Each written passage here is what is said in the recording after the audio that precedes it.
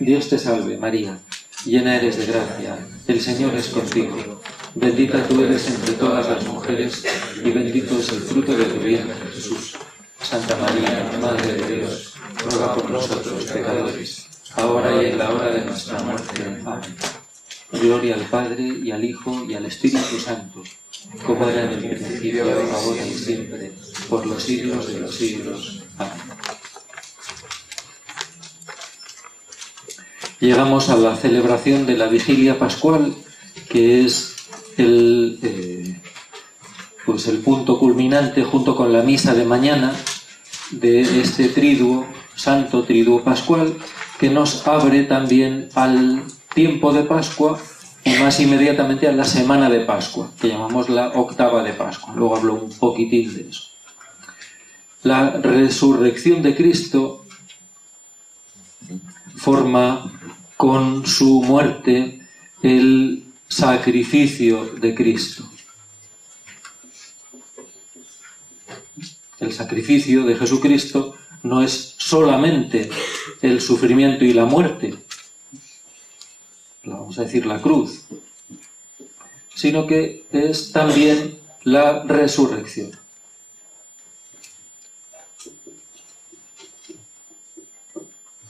Porque sacrificio no es solamente sufrimiento, muerte, que no se oye bien. Sí. Sí hay un pitido, pero alguien estará silbando por ahí. Decía que el sacrificio de Jesucristo no es solamente su cruz, su muerte, sino que incluye también necesariamente su resurrección, porque sacrificar algo no significa destruirlo. Eso es lo que hubiera sucedido si Jesucristo solamente hubiera muerto, no hubiera resucitado. Sacrificar no es destruir. Aparentemente puede pasar o puede parecerlo cuando nos referimos, no sé, a hacer un sacrificio. La imagen sería, en los sacrificios del Antiguo Testamento consistían en que se cogía una víctima, un cordero, un animal. Vamos a suponer que esto es un cordero muerto. ¿Y qué se hacía con la víctima para sacrificarla? Bueno, pues se ponía encima del altar,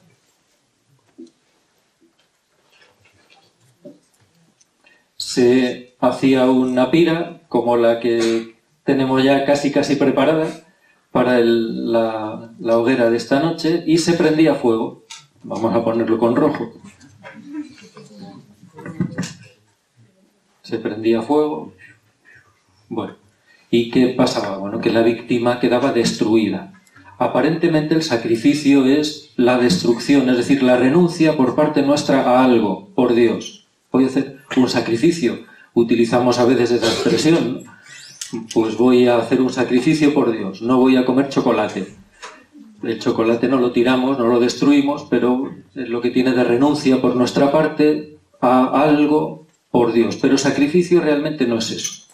O eso, si queréis, es como un signo de una parte del sacrificio, nada más, de lo que es en verdad el sacrificio. Sacrificar quiere decir, literalmente, vamos a ver si lo ponemos,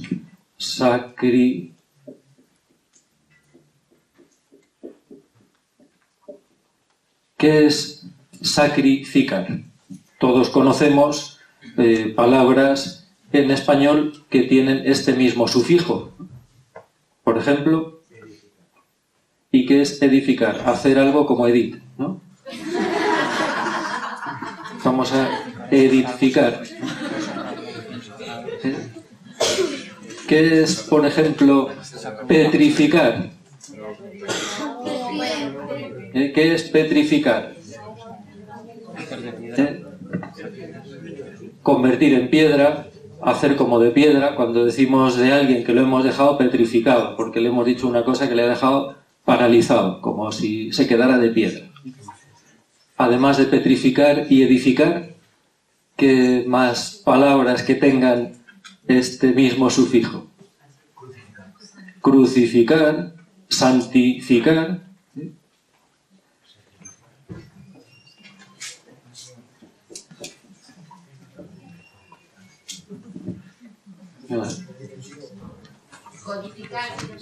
Codificar, que es, como todo el mundo sabe, hincar los codos. Solidificar, que es solidificar un gas, hacer que se vuelva sólido. Por lo tanto, ¿qué quiere decir esto? Oh, gracias. Que no se ve bien. ¿Qué quiere decir? ¿Qué quiere decir esto? ¿Qué quiere decir sacrificar? Hacer algo sagrado. Por lo tanto, sacrificar en realidad no es destruir algo o renunciar a ello, sino hacerlo sagrado. ¿Qué sinónimos de esta palabra sacrificar se os ocurren? Uno lo usamos para referirnos a algo que es el centro de la misa. ¿Qué es lo mismo que sacrificar? Sacrificar es hacer sagrado. Hemos quedado... Sacrificar es hacer algo, hacerlo sagrado. ¿Con qué palabras nos referimos a la conversión del pan y del vino en el cuerpo y la sangre de Jesús? Lo llamamos consagrar. Bueno, pues sacrificar es lo mismo que consagrar.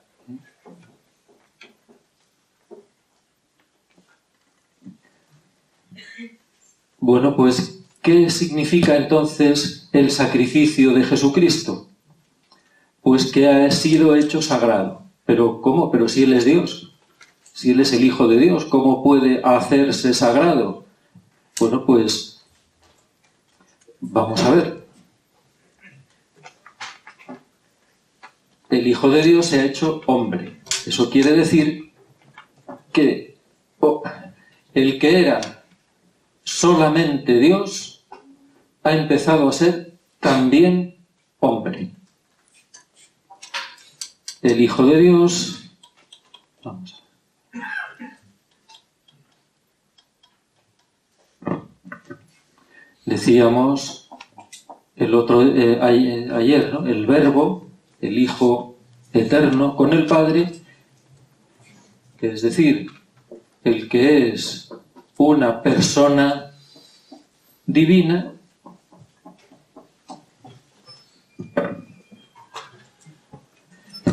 tiene desde toda la eternidad con el Padre y el Espíritu Santo una naturaleza divina.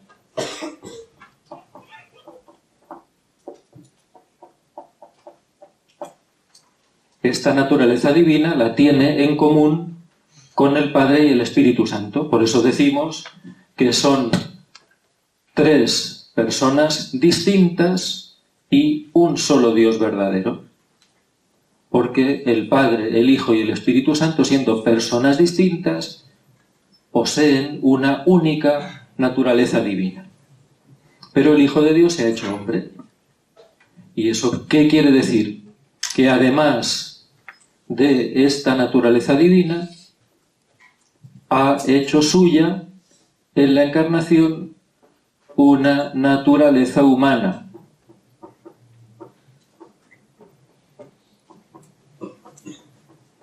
Es verdadero Dios, pero se ha hecho también verdadero hombre. Su naturaleza divina puede ser consagrada, que ya lo es. Pero su naturaleza humana sí. ¿En qué consiste el sacrificio de Jesucristo? Pues que esta naturaleza humana, que es que Él ha asumido en el seno de la Virgen María por obra del Espíritu Santo, lo decimos así en el credo, pues está, vamos a decir, consagrada sustancialmente, pero no del todo. ¿Por qué? Pues porque Jesucristo ha querido que su naturaleza humana sea como, exactamente igual en todo, menos en el pecado, sea como la de los pecadores, como la de los hombres pecadores.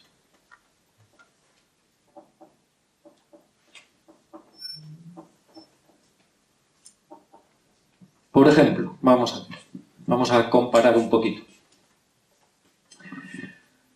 El Hijo de Dios es Dios, como el Padre y el Espíritu Santo, tiene con ellos la única naturaleza divina. ¿Dios puede morir? No. A Dios no le corresponde morir.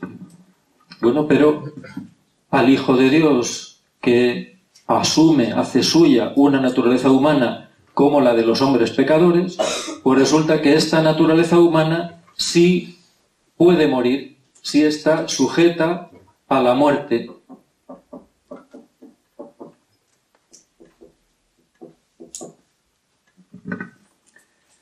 Le pertenece a Él, al Hijo de Dios, y por eso está ya sustancialmente consagrada. Por ejemplo, Jesucristo hace milagros y los hace, vamos a decir, por medio de su naturaleza humana. Cuando le toca en los oídos a un sordo que es además ciego, no, mudo y sordo, le dice Efetá, tocándole con sus dedos de su naturaleza humana y hablándole con su boca, y le abre los oídos y le abre la boca, o sea, y le da la capacidad de hablar. ¿Por qué? Porque esta naturaleza humana suya, al ser de Dios, está ya sustancialmente divinizada, consagrada, pero no del todo. ¿Por qué? Porque Él ha querido hacerse semejante a nosotros, a aquellos a quienes venía a salvar. Esta naturaleza humana está sujeta a la muerte, la divina no. Dios puede, a Dios le podemos pegar, le podemos azotar.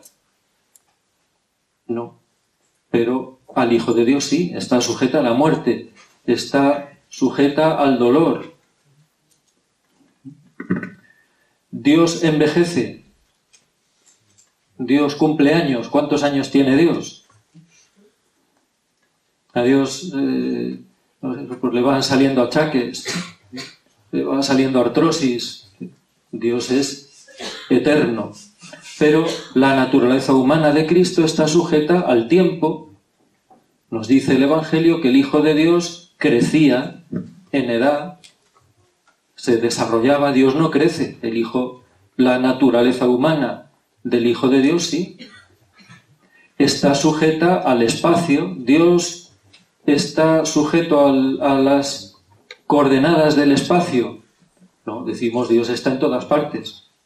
Pero el Hijo de Dios, hecho hombre, si estaba en Belén, no estaba en Nazaret. Y si estaba en Jerusalén, pues no estaba en Belén. Y si estaba en Betania, no estaba en Jerusalén. ¿Por qué? Pues porque ha asumido una naturaleza humana como la nuestra. Nosotros estamos sujetos a la muerte, al dolor, al tiempo, al espacio, a la tentación. El primer domingo de Cuaresma recordábamos que el Hijo de Dios ha sido tentado realmente por el demonio. Dios puede ser tentado, el demonio puede tentar a Dios, ¿no? A Dios, es decir, al que es solo Dios, ¿no? Al que es hombre también, sí.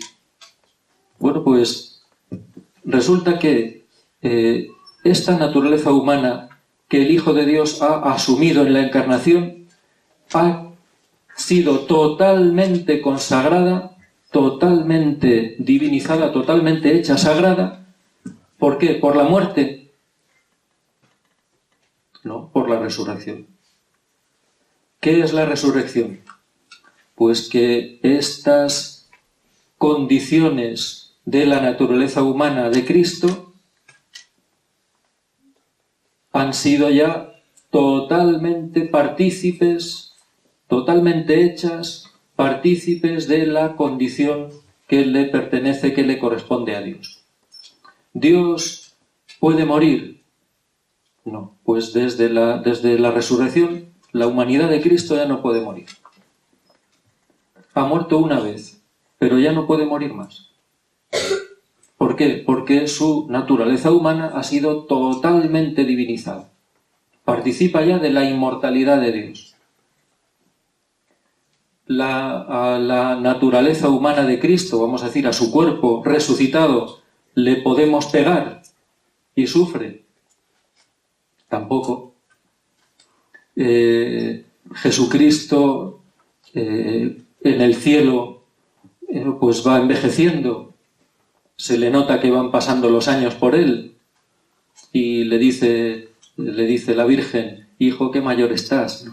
Qué mayor te estás poniendo, ¿no? Pues la humanidad de Cristo ya no está sujeta al tiempo, no pasa por él el tiempo, porque participa de la eternidad de Dios. La humanidad de Cristo, el cuerpo de Cristo, por ejemplo, pues ya no está, como digo, condicionado por el espacio. ¿Qué es la Eucaristía? Pues la Eucaristía nos hace presente que el cuerpo de Cristo, glorificado, resucitado, ya no está sujeto a las divisiones del espacio. Cuando comulgamos, decimos: el cuerpo de Cristo. Uno nos dice: ¿qué parte me habrá tocado del cuerpo de Cristo? ¿Por qué? Porque todo el cuerpo de Cristo está en cada forma. Y todo el cuerpo de Cristo está en cada forma de cada uno de todos los sagrarios. No decimos: vamos a juntar las formas de todos los sagrarios y hacemos el cuerpo de Cristo. ¿Por qué? Porque su cuerpo ya está plenamente divinizado. Su cuerpo ya está plenamente sacrificado, plenamente consagrado. Por supuesto, ya no está sujeto a la tentación.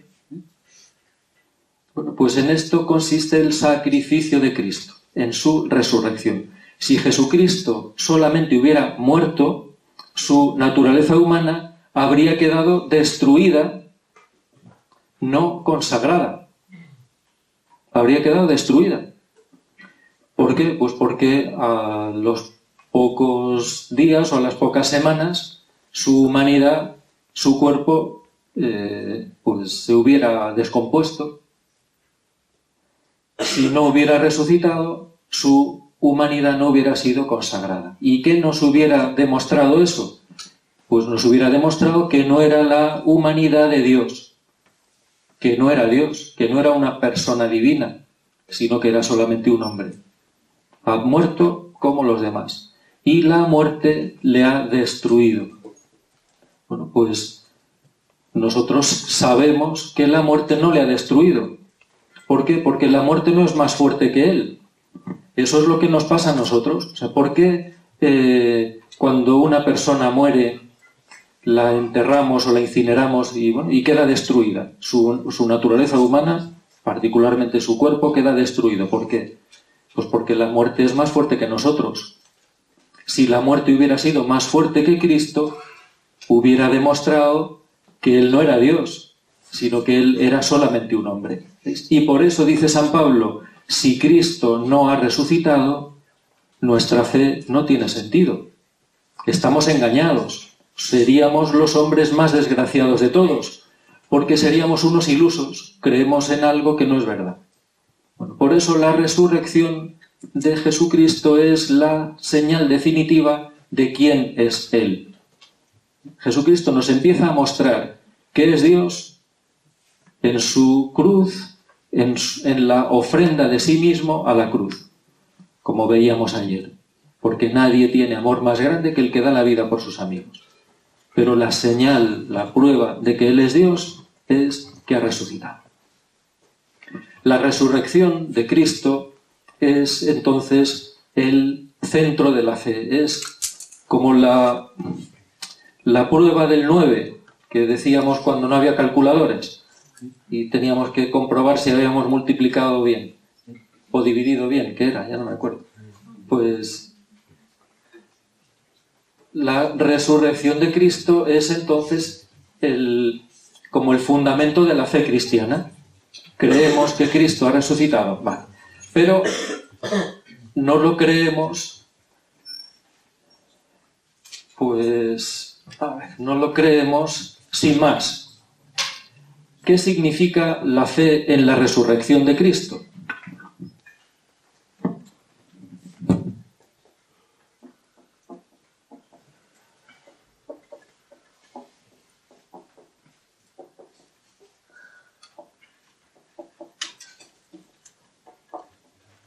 Pues primero, significa que no creemos solamente en acontecimientos del pasado. Yo creo que esto sucedió. Yo creo que es verdad que Jesucristo existió, padeció, murió, sino que la fe en la resurrección de Jesucristo significa, primero, que ser cristiano es tratar con un vivo. Un vivo no en el mal sentido. Decimos, vaya un tío más vivo, lo que sabe, ¿no? Con alguien que está vivo. Porque creemos en la resurrección de Jesucristo, no seguimos una doctrina que Él nos dejó, sino que le seguimos a Él, tratamos con Él. No creemos en su palabra, no creemos en lo que Él nos dijo. Ser cristiano no es estar de acuerdo, aceptar lo que Jesucristo dijo, sino tratar con Él, porque Él está vivo. Y resucitado tiene el poder de hacerse presente en la intimidad a cada persona humana. Pues la fe en la resurrección de Jesucristo significa, primero, esto, que tratamos con un vivo, que no simplemente aceptamos una doctrina, sino entramos en relación con una persona. Segundo, la resurrección, la fe en la resurrección de Jesucristo significa también la certeza, nos da la certeza de la vida eterna. Nos asegura que participamos ya de la vida eterna y que ahora mismo nosotros también, en comunión con Cristo, nuestra vida es más fuerte, más poderosa que la muerte. Nos dice un pasaje de la carta a los Hebreos que Cristo ha venido a liberar a aquellos que por miedo a la muerte permanecían esclavos del diablo. Un cristiano que cree en la resurrección de Cristo ya no teme a la muerte. Y como ya no teme a la muerte, va aprendiendo a vivir sin temer nada, sin que nada le atemorice.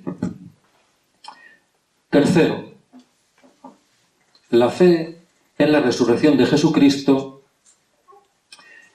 supone también la certeza, vamos a decir, la certeza de unos acontecimientos históricos. Estos no los creemos por la fe, los sabemos con una certeza que viene de la historia. Esta, vamos a decir, una certeza histórica de unos acontecimientos. Estos acontecimientos no nos demuestran la resurrección de Cristo, pero son signos. Son signos, sí que me quería detener un poquito en esta certeza de estos acontecimientos, en estos signos. Han estrenado ahora una película que se titula Resucitado, que debe tener alguna semejanza con otra película más antigua. Yo recuerdo, ahora el título se me ha vuelto a olvidar, pero es... Bueno, de esta, de la actual, el título es simplemente Resucitado. De la antigua, ahora no me acuerdo cómo era, pero la moderna es el centurión romano que está al mando de los soldados que llevan a Jesucristo a la cruz y que ordena que le traspasen el corazón con una lanza. Resulta que luego, al día siguiente, vamos a los 3 días, vienen a decirle, oye, que el cadáver no está y que va a venir el emperador a Jerusalén, y con el revuelo que se está armando, que si ha resucitado, unos dicen que ha resucitado, otros dicen que no, pues aquí hay que hallar una solución, hay que saber qué es lo que ha pasado. Entonces este centurión romano va haciendo una investigación porque él quiere encontrar el cadáver, él está convencido de que el cadáver, porque él ha visto morir, lo ha visto morir a Cristo. Y bueno, pues la película parece que es bonita y dicen que está teniendo muy buena crítica por parte católica también. Por lo tanto, bueno, a lo que voy es que tenemos una serie de acontecimientos que estamos seguros de que son verdad. Que son, primero, que Cristo existió.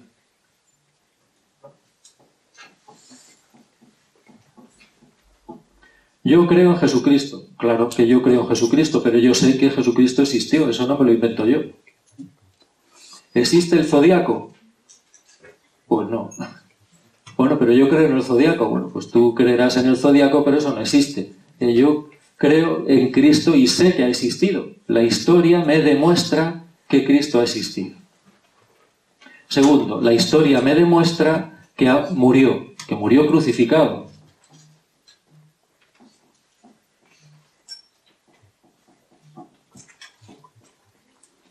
¿Y cómo me lo demuestra la historia? Estas dos cosas. Nos lo demuestra de dos maneras. Nos lo demuestra primero porque si se analizan los evangelios, los 4 evangelios y el Nuevo Testamento en general, pero sobre todo los 4 evangelios que nos cuentan una historia, si se analizan con los criterios modernos de la historia, se llega a una conclusión. Estos libros nos cuentan algo que ha sucedido. No son un invento. Vamos a suponer que hasta ahora no se había conocido el Quijote. Pero alguien en una biblioteca antigua encuentra un libro, El ingenioso hidalgo Don Quijote de la Mancha. Y se pregunta, vamos a ver, ¿esto es un cuento? ¿Esto es un cuento o es una historia? ¿Este personaje existió de verdad? ¿Este señor, este Alonso Quijano, existió de verdad o se lo ha inventado el autor? ¿Cómo lo podemos saber? Si no hay ningún otro libro que nos hable de este señor. Bueno, pues lo podemos saber analizando, haciendo un análisis crítico, literario de la novela, se puede llegar a una conclusión. ¿Esto es un invento o esto es una historia? Bueno, pues si se aplican a los evangelios estos criterios, se llega a una conclusión. Esto es una historia. Esto no es una novela. Esto no es un invento. Esto no es un cuento. Quien ha escrito estos libros nos cuenta hechos reales. Pero también lo sabemos porque, además de los evangelios, tenemos otros testimonios. En las fuentes romanas y hebreas aparecen testimonios que nos hablan de un tal Jesús que murió en la cruz, que murió pues en tal época, en época de tal emperador. Pues tenemos testimonios que nos dicen, yo creo en Jesucristo. Bueno, eso es un invento, no es un invento.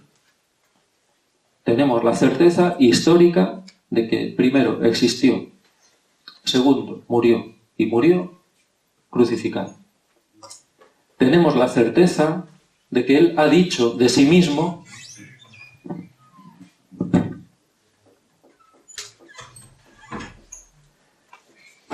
que él es Dios, como el Padre, que él da la vida, que nadie se la quita.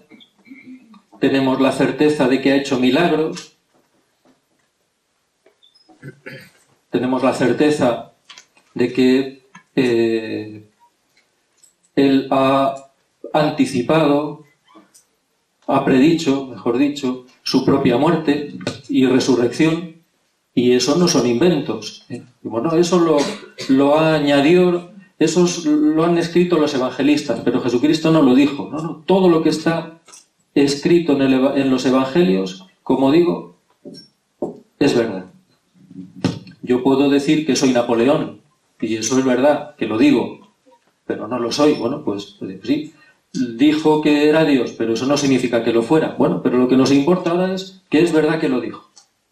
Que las palabras de Jesucristo en los evangelios no son inventos de los evangelistas, que es verdad. Están narrando, están contando lo que ellos han oído. Existió, murió crucificado. Es verdad que dijo que era Dios, que dijo que nadie le quitaba la vida, que Él la daba. Es verdad que hizo milagros. Bueno, milagros, vete tú a saber, la sugestión. Bueno, la sugestión, resucitar a un muerto que lleva 3 días en una tumba, eso es sugestión. Ponte tú a sugestionar a un muerto, a ver lo que consigues, ¿no? Y que predijo su muerte, eso es verdad. Cuarto, ¿qué más signos tenemos?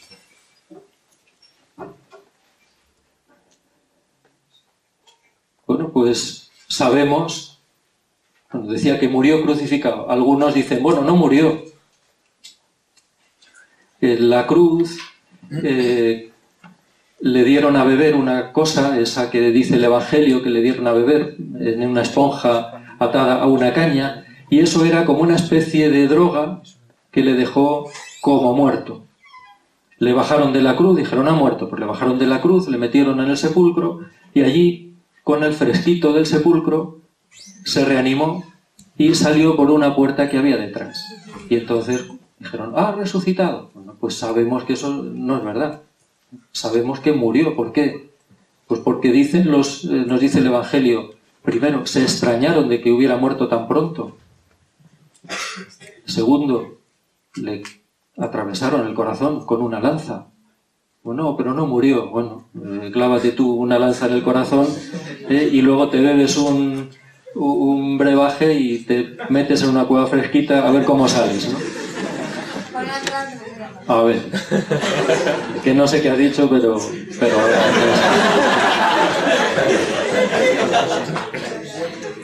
¿qué más sabemos? Que se conoce el sepulcro. Nos decimos, bueno, ¿y dónde lo pondrían? ¿Dónde lo enterrarían? Pues vete tú a saber. Entonces no se ha encontrado el cuerpo porque no sabemos dónde lo enterraron. Pues no, señor, se sabe exactamente con certeza histórica dónde lo enterraron. Y se sabe que este sepulcro está vacío desde el 3er día. No está vacío 3 años después. No es que el sepulcro se haya encontrado después de un montón de siglos de investigación y se haya encontrado vacío. Se sabe que el sepulcro está vacío desde el día siguiente a su muerte, vamos, a los 3 días. ¿Qué más se sabe? ¿Qué más sabemos históricamente? Bueno, pues sabemos que los discípulos no robaron el cadáver.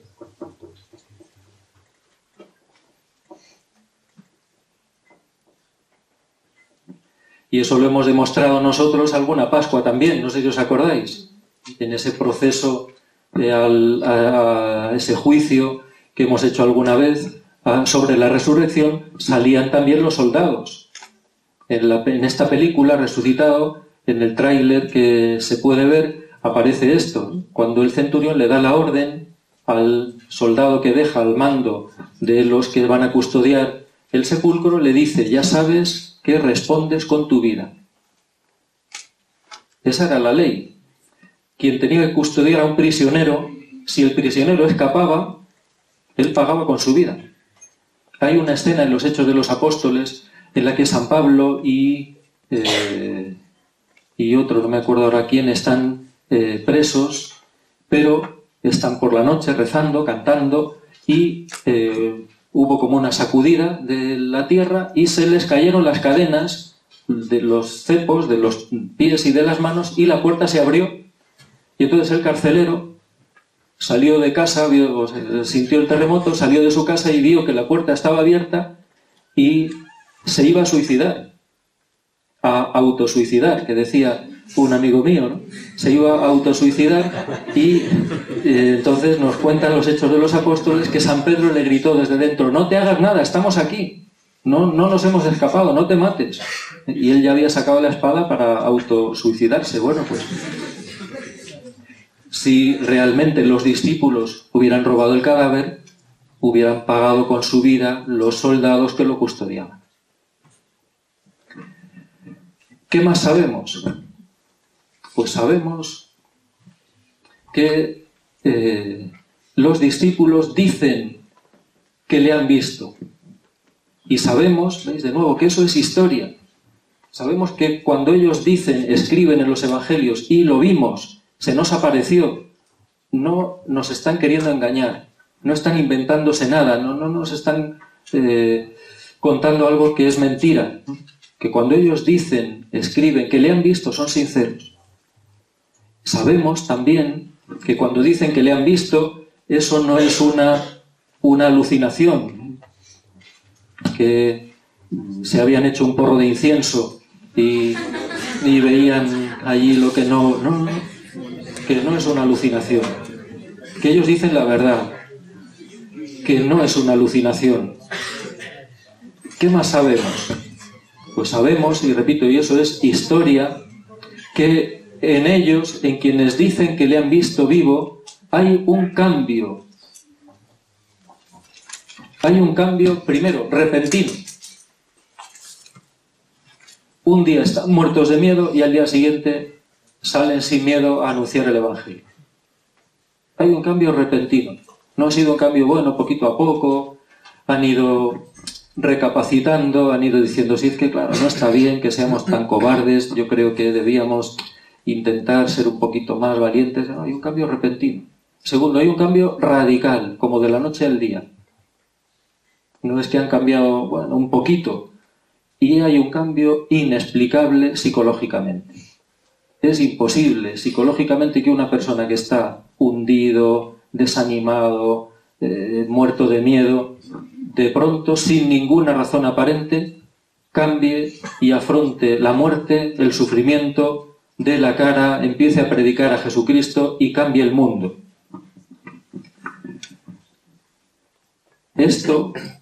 Este conjunto de certezas, que repito, es cierto, forma parte de la historia. Esto no nos demuestra que Cristo ha resucitado. No decimos, pues la conclusión de esto es que Cristo ha resucitado. No nos lo demuestra, pero nos dice que si nosotros creemos en Cristo resucitado, no estamos creyendo en un cuento, no estamos creyendo en un invento de los hombres, no estamos creyendo en algo que, hombre, pues, ¿qué más da creer en Cristo resucitado que en Aramis Fuster? Bueno, pues, ¿qué más da? Pues no, señor. Claro que no da lo mismo, porque si creemos en Cristo resucitado tenemos un montón de señales que nos dicen, es posible, es creíble, claro. Yo creo en Cristo resucitado y sé que hay un montón de señales que me dicen que eso no es absurdo, que eso no es algo, pues no sé, impensable. Porque estas señales nos ponen ante un interrogante. Algo ha pasado. Algo ha pasado. Y para quien tiene fe, y solo para quien tiene fe, hay una respuesta. Quien no tiene fe no puede resolver este interrogante. ¿Qué ha pasado? Pues no lo sé. No lo sé. Pero hombre, algo habrá pasado. Pues es posible, pero no lo sé. Pero hombre, vamos a ver, murió. El cadáver no está, no lo han robado. Dicen que, bueno, esto no nos da la fe en la resurrección. Pero nos pone ante un interrogante al que solo la fe da una respuesta.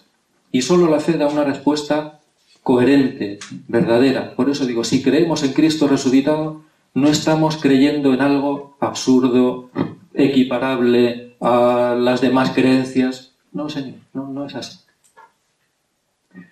Y por último, ¿por qué creemos en Cristo resucitado? Si tenemos estas señales, que no son nada más que señales, señales quiere decir que,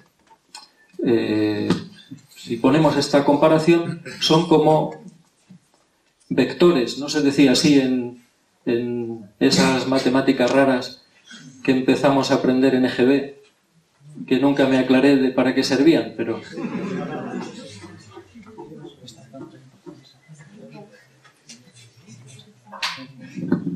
Pues esos son señales que apuntan en una dirección. Y bueno, ¿y dónde apuntan? Pues solo quien tiene fe en la resurrección de Cristo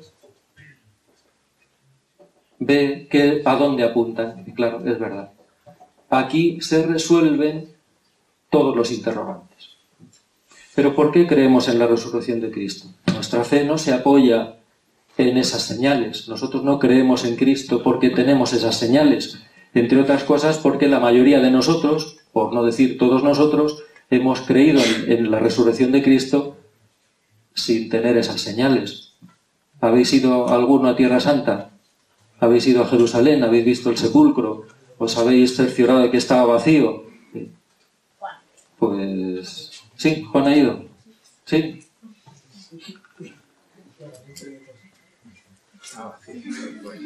Pues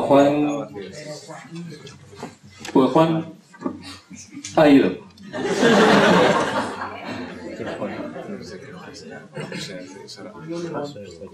¿De dónde viene la fe entonces en la resurrección de Cristo? ¿Cuál es la causa de nuestra fe en la resurrección de Cristo? ¿Cuál es la causa de nuestra fe en la resurrección de Cristo?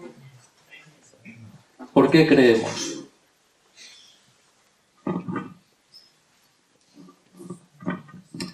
Pues por dos cosas que no podemos separar la una de la otra. ¿Por qué creemos en la resurrección de Cristo? Primero, pues creemos porque nos fiamos de Él. Nos fiamos de Cristo, no de los apóstoles, no de los historiadores romanos y judíos, ¿no? Nos fiamos de Cristo. Y Cristo ha dicho que iba a resucitar y luego se ha presentado resucitado. Creemos en la resurrección de Cristo porque nos fiamos de Él. Ese es el fundamento de nuestra fe. Yo creo en Cristo porque me fío de Él. Porque cuando Jesucristo dice, antes de que Abraham naciera existo yo, me voy con el Padre, nadie me quita la vida, yo la doy voluntariamente y tengo poder para darla y para recuperarla. Y sí, al Hijo del Hombre va a ser entregado a manos de los hombres y lo van a crucificar, pero al tercer día resucitará. Yo le creo a Él. Ese es el fundamento de nuestra fe. Creemos en Cristo, nos fiamos de Él. Y esto es así siempre. Tenemos fe porque nos fiamos de Cristo. Por ejemplo, ¿cómo puedo yo saber, cómo puedo estar seguro de la presencia de Cristo en la Eucaristía? ¿Cómo puedo estar seguro de que Él está ahí? Pues si uno dice, hombre, yo para creer en eso tengo que estar seguro. Yo lo siento, pero yo no puedo creer en eso si no estoy seguro. Así que vamos a llevarlo a un laboratorio, vamos a llamar, ¿estás ahí? ¿Me oyes? No va a obtener ninguna prueba. ¿Por qué creemos que Jesucristo está en la Eucaristía? Únicamente porque lo ha dicho Él. Esto es mi cuerpo. No tenemos otro motivo para creer en la presencia de Cristo en la Eucaristía. Él ha dicho, esto es mi cuerpo. No hay más que hablar. Yo lo creo. ¿Por qué creo en la resurrección? Porque lo ha dicho Él. Pero segundo, porque creo, porque me fío de Él. Y decía que las dos cosas, estas que voy a decir, van juntas, porque me fío de Él. A la vez, Jesucristo pone dentro de mí una certeza interna.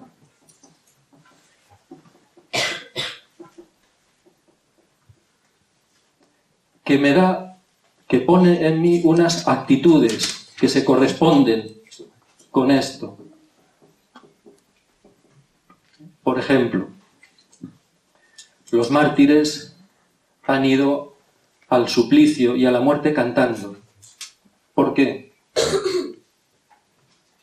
Porque han dicho que no se nos note el miedo, que no se den cuenta de que estamos muertos de miedo, venga, vamos a ponernos a cantar, y se han puesto a cantar. Pues han ido cantando con gozo de verdad, han ido cantando alegres, no tienen miedo a la muerte, saben que lo que les espera es el encuentro con Jesucristo, tienen esa certeza interna, y a esa certeza interna le acompañan unas actitudes. que ellos no se dan a sí mismos, que no son el fruto de un esfuerzo, venga, tengo que ser valiente, tengo que superar el miedo, ¿no? Que no lo tienen. ¿Por qué? Porque se fían de Cristo, porque han creído en su palabra. Él ha puesto dentro de ellos esta certeza interna y esas actitudes. ¿Veis? Pues la fe es las dos cosas. Porque nos fiamos de Cristo, Él pone en nosotros esa certeza interna y esas actitudes que se corresponden. Y porque tenemos esa certeza interna, porque Él la pone en nosotros, nos fiamos más y más de Él. Eso es la fe. Y la fe en la resurrección de Cristo está realmente en el centro de nuestra vida. Creemos que Cristo ha resucitado. ¿Por qué? Porque nos fiamos de Él. Y a la vez, entonces Jesucristo nos va poniendo esta certeza interna y estas actitudes que se corresponden con la fe en la resurrección. Para terminar, las lecturas de la vigilia de hoy van a ser, sabéis que se nos ofrecen 7 lecturas posibles del Antiguo Testamento. Vamos a hacer primera, tercera, quinta y séptima. Luego la segunda lectura del Nuevo Testamento, o lo que se llama segunda lectura o lectura del Nuevo Testamento, y el Evangelio. Y ya sabéis que esta vigilia pascual tiene esos 4 momentos, que son primero el fuego, la luz, el cirio pascual y el canto del pregón. Segundo, la palabra, las lecturas. Tercero, la renovación de las promesas del bautismo. Y cuarto, la Eucaristía, ya con sacramento de la Eucaristía, es decir, consagración, antes pues prefacio, plegaria eucarística, dentro de ella la consagración, y terminamos entonces con la comunión. Vale, pues ¿cómo queda la cosa?